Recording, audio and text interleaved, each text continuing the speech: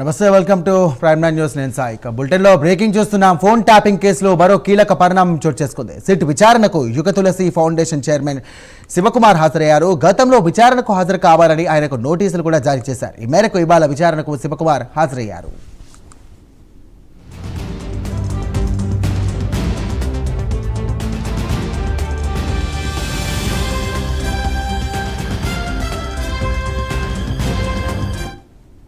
ఇదే అంశానికి సంబంధించి మరిన్ని డీటెయిల్స్ అంచడానికి మా కరెస్పాండెంట్ కుమార్ ఫోన్ ద్వారా సిద్ధంగా ఉన్నారు. కుమార్, చెప్పండి, మళ్ళీ ఈ ఫోన్ ట్యాపింగ్ కేసు కూడా తెర మీదకి వచ్చినట్టుగా తెలుస్తుంది. ఏంటి దీనికి సంబంధించిన అప్డేట్స్ ఏంటి?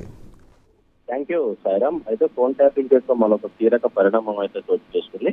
అయితే ఫోన్ ట్యాపింగ్ కేసులో దర్యాప్తు ఇప్పటికే సిట్ అధికారులు కూడా వేగం పెంచారని చెప్పొచ్చు. అయితే ఈ కేసులో భాగంగా యుగ తులసి ఫౌండేషన్ చైర్మన్ శివకుమార్ ని ఈ రోజు సిట్ విచారణకు అయితే హాజరయ్యారు. గతంలో విచారణకు హాజరు కావాలంటూ కూడా సిట్ అధికారులు నోటీసులు జారీ చేశారు.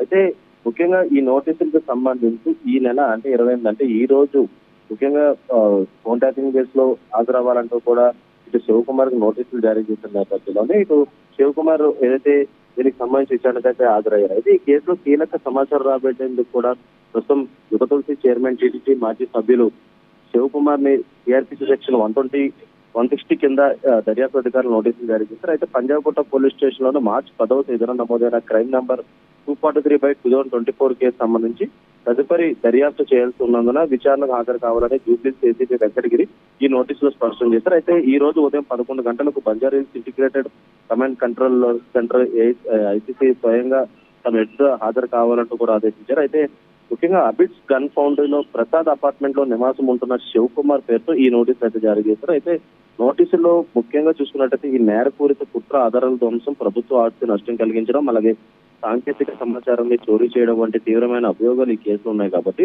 అయితే ప్రజా ఆస్తులు విధ్వంసం నిరోధక చట్టం సెక్షన్ 3 కింద ఈ కేసులు నమోదు చేశారు. అయితే వీటితో పాటు ఐటీ చట్టంలో సెక్షన్ల కింద దర్యాప్తు కొనసాగుతుంది.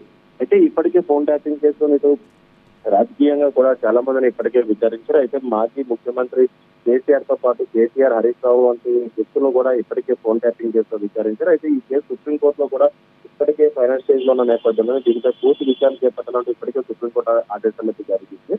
అయితే ఈ నేపథ్యంలోనే ఇటు శివకుమార్ ని కూడా విచారణకు అయితే హాజరు కావాలంటూ నోటీసులు జారీ చేయడంతో ఈ రోజు ఉదయం 11 గంటలకు ఏదైతే ఐసీసీ కమాండ్ కంట్రోల్ లో ఏదైతే విచారణకైతే హాజరయ్యారో అయితే ఇంకా విచారణ అయితే కొనసాగుతుంది. అయితే ఫోన్ ట్యాపింగ్ కేసుకి శివకుమార్ కి ఎటువంటి సంబంధాలు ఉన్నాయి, అయితే సాక్షి ద్వారా పిలిచారా లేదంటే ఏదైతే ఫోన్ ట్యాపింగ్ కేసు శివకుమార్ కి ఎటువంటి సంబంధాలు ఉన్నాయని విచారణ అయితే కొనసాగుతుంది. మరి కొద్దిసేపట్లో ఈ విచారణ కూడా ముగిసే అవకాశాలు అయితే ఉన్నాయని చెప్పచ్చు. Right Kumar, thank you.